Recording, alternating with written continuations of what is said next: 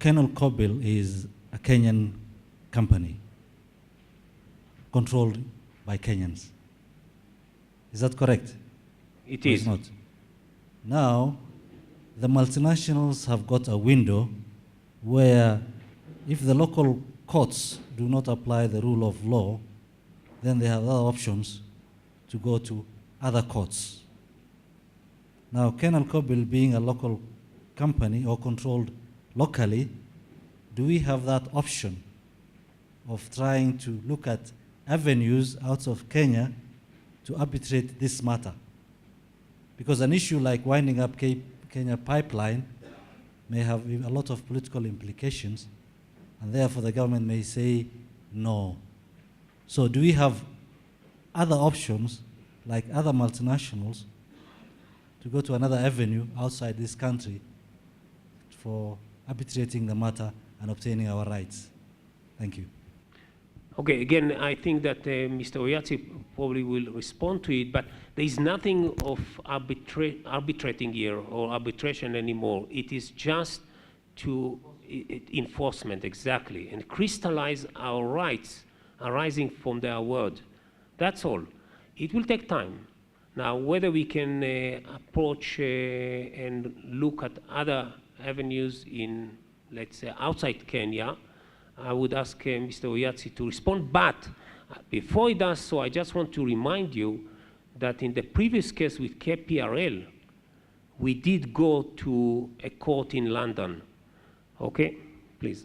We cannot go to an outside court unless that was provided for in the agreement. In the case of KPRL, we had a specific clause in the agreement which provided that if there's a dispute, it will go to arbitration in London. In the case of KPC, the clause is very clear that we have to arbitrate locally. I think at the end of the day, we are concerned with the rule of law. And all the steps that we have taken against KPC have been taken in accordance with the law. And there's no institution which is above the law. At the end of the day, the law will prevail. And we, as a corporate entity, following the rules of corporate governance, we have to be patient, but just follow the steps which are prescribed under the law. Now, the page 50, I noticed that the borrowings have gone up tremendously from 4.2 billion to 13.7 billion. That's a lot of increase. Can you shed a light on this? And then, second question is, this formula which the government is using, did you people have input, you people in the oil industry, to come up with a formula? And secondly, people are complaining that the formula is not working. So what do you propose should be done to make it work and serve the country? And secondly, can you shed light on how you're doing business in volatile environments? You know, there's Libya problem, there is Syria problem. So the North Africa, Middle East, where oil comes from, there's political problem. And the oil keep on rising almost on a daily basis. Can you do meaningful business in a situation like that? Or are our investments in peril? Thank you.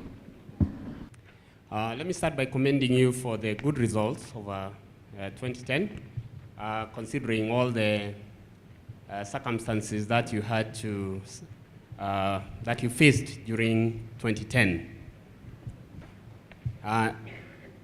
Then to focus on my questions, I'll start page 43. This is just a query regarding the segmentation. And I wanted to know what constitutes Kenya Inland sales vis-a-vis Kenya Other. Then secondly, I have noted that subsidiaries outside Kenya, the profit after tax in 2009 has dropped from 412 million to 344 million, in spite of sales having increased from 17 billion to 25 billion. Considering the problems that were encountered in the Kenyan operation in 2010, I would have expected that subsidiaries outside Kenya would actually have been contributing a higher proportion of profit rather than is the case as evidenced by this financial statement. And while still on that area, I would like to ask what is the change in terms of volumes? Because you have indicated that turnover in net revenues increased by 5%.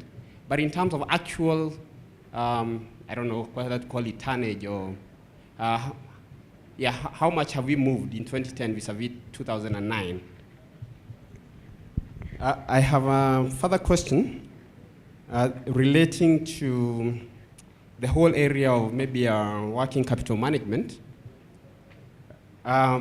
Page 24 and 27, sorry, page 24 and page 57. The cash generated from operations has gone down from 5.2 billion positive to a negative figure of almost 8.7 billion. And when I look at the change in net current asset position, it's not changed significantly.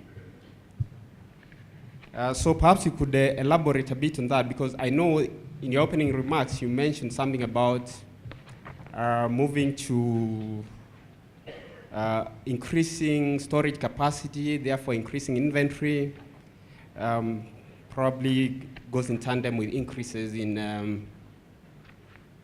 our borrowings. But I note that actually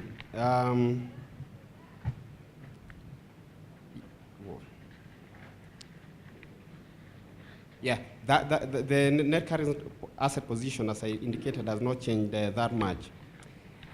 Then on page 46. Which one? 46. Yes, this is on forex losses. You indicated, there's been an increase in the net foreign exchange loss, and you indicated that you had a hedging loss. I don't know how much of that is actually a hedging loss, but I'm curious how that happened. I would have thought that we were hedging against the Kenya shilling deteriorating in value, and hence, since the dollar actually appreciated against the Kenya shilling, would have expected a different position. Then on page 50, borrowings in US dollars, as noted elsewhere, it has increased to almost 8.9 billion shillings. And subsequent to the year end, the shilling depreciated further against the US dollar.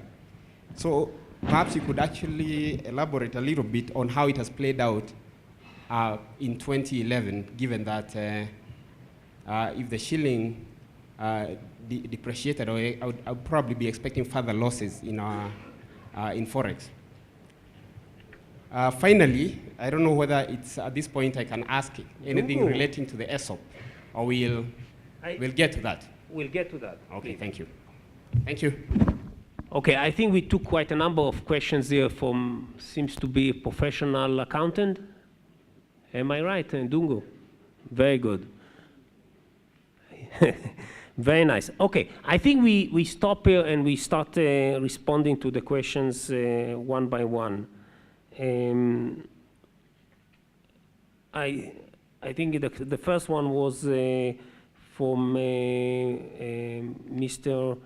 Olete, and I think you did ask as well on the borrowing level, yes, and you raised the question regarding ERC formula, and how do we manage, that was the third question, how do we manage our business in such a volatile market?